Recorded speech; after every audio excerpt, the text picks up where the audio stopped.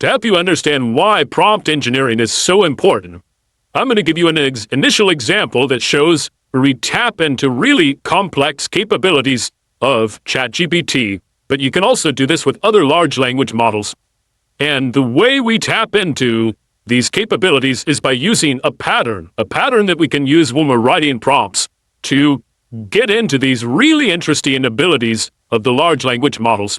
Now, if you know these patterns, and we'll talk about them in detail in this course, you'll be more effective in writing prompts. You'll be able to do things that other people won't be able to do as easily.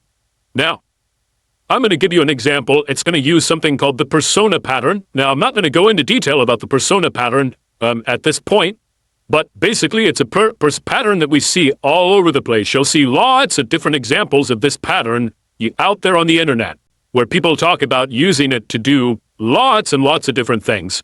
But the basic idea is you're going to ask the large language model, in this case ChatGPT, you're going to ask it to act like a particular persona. So now what does that mean? It means like you're going to ask it to act like a person or some inanimate object or an animal or some system. There's all kinds of ways that you can use this. It's really, really interesting.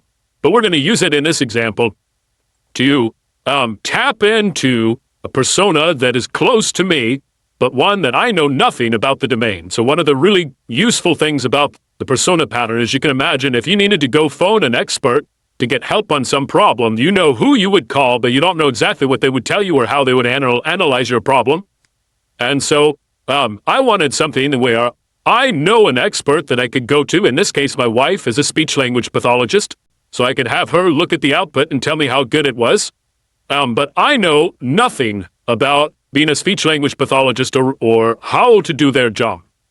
So I imagined that when my son was 3, he was not saying things properly. And so I went to ChatGPT and I said, act as a speech-language pathologist. I'm going to tell you what a 3-year-old said, and you will write an assessment for me. The child said, I need way why. Now, you can imagine this might just me being a parent, hearing it incorrectly. The child's not pronouncing things correctly. I don't know the right way to even capture this, to even express what's being said in words, the right way to do all of this. So this is a complex problem from my perspective. Like, I don't know how to express all of this in language, even to ask the question properly. But I know I would go to a speech-language pathologist and I would describe this to him. I tried to think of something that sounded like something my son might have said at that point in time. So what does ChatGPT say? Well, you notice first off, its output looks like a report. It's a subject assessment of a 3-year-old speech sample. Child speech sample, I need way woy, has it in quotation marks, and it says assessment. Based on the provided speech sample, it appears the child may be experiencing some phonological and articulation errors, which are common in children around this age. I don't know what phonological or articulation errors are. I would not have known to ask ChatGPT for these things, but based on this pattern that I'm using, this persona pattern, I'm tapping into this capability for ChatGPT to look at this and know what the right things are to tell me.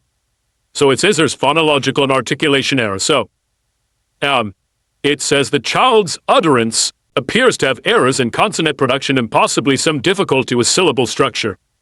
And so it says consonant errors. It seems that the child is having difficulty with the production of some consonant sounds, specifically the N and L sounds. The child said need instead of need, and woy instead of toy. And then it has in parentheses its assumption. It says, assuming the intended words were need and toy. Because you can remember, my speech sample was I need way woy, which, my wife told me it wasn't a very good example. May not be something the child would actually say. And despite that, it's still figuring out this is probably what, if that's really what the child said, this is probably what they were intending to say, and it's figuring that out. And then it's telling me they're having consonant errors. They're replacing, they're specifically having trouble with N and L sounds. Then it goes on to say syllable structure. The child's production of the word way may indicate some difficulty with the correct syllable structure. It is possible that the child intended to say play, but produced way instead, which suggests a substitution of the initial consonant cluster PL with a single consonant W. this could be an example of a simplification process called cluster reduction. I would not have known how to ask ChatGPT to see if there was a problem with syllable structure or cluster reduction, but I used this pattern of saying act as, and I said act as a speech language pathologist, and now I'm getting a rich output that I wouldn't even know how to ask for. And then it goes on to say, because by the way, when I went, if you want to do something really unpopular, ask ChatGPT to produce an output that looks like it's doing somebody's job. And that's always a way to be very popular. So I did this with my wife one morning, and my wife was not very happy because she was trying to get ready to go to work, and here I am, saying ChatGPT's producing things that look like what you produce. And one of her things that she said to me was, if that was a 3-year-old, I'd be telling the parents they probably don't need to worry.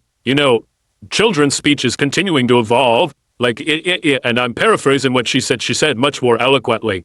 But she was like, it's just giving you way overblown analysis of this. And I said, but ChatGPT says that too at the end. Considering the child's age, it is important to remember that some speech sound errors are developmentally appropriate and may resolve on their own with time. And of course, by that time, she was walking out the door because she really wasn't ready to sit around in the morning and listen to me tell her that ChatGPT is doing what a speech language pathologist does.